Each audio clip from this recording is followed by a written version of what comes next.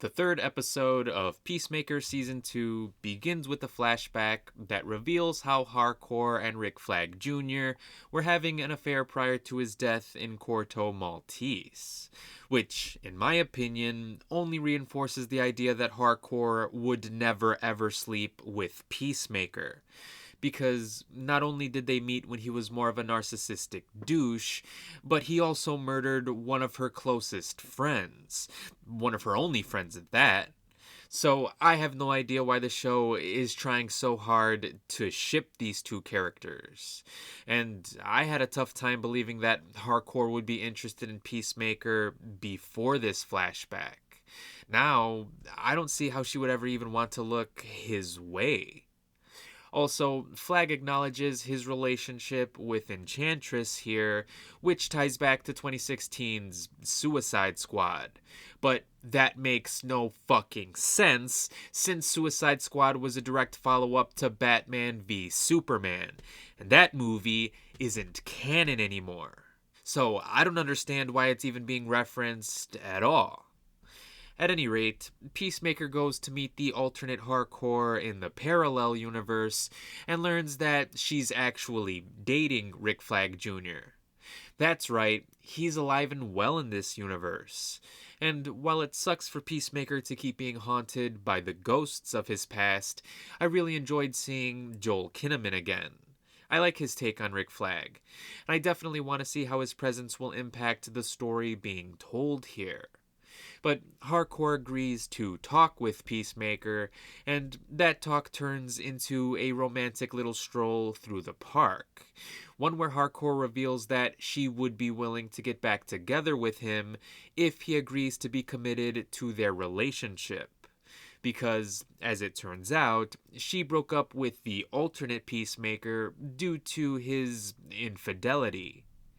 Their conversation is abruptly interrupted, though, when a paramilitary terrorist group known as the Sons of Liberty, who were previously seen in Creature Commandos, threaten to destroy a building with explosives. Peacemaker then sneaks into the building, kills all of the Sons, and successfully deactivates their bomb. Once he exits the building, he's greeted by an adoring public, finally seen as the superhero that he's always wanted to be. And you know what? It was kind of nice to see Peacemaker receive some kind of adulation. Because even in spite of all of the fucked up shit that he's done, and still does for that matter, the guy does mean well. So it's nice to see that his dreams are slowly coming true.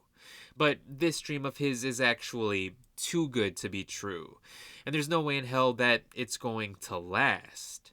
So, as happy as I am for Peacemaker in this moment, I can't deny that I'm eagerly awaiting to see how everything is going to be ripped away from him. Especially since, as he returns to his universe, he's unaware of the fact that Argus agents, including Flurry, Judo Master, and some eagle hunter named Red Saint Wild, are all waiting for him. Which means that the next episode is poised to begin with an action-heavy set piece. And I personally can't wait to see it. I just hope that Eagly doesn't get hurt in the process, because that bird did absolutely nothing wrong. I don't care what he did to those Argus agents, they were in his house. So, considering how messed up it is for someone to be an eagle hunter, I really hope that Red Saint Wild will end up suffering the same kind of fate as those agents did. Which will most likely be the case, especially since Michael Rooker played a different character who died a horrible death at the beginning of the Suicide Squad. Another detail that does break the continuity for me, but whatever, I guess.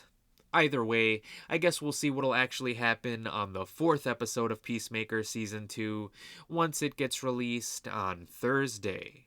Until then, be sure to let me know what you thought about the episode, and as always, thanks for watching.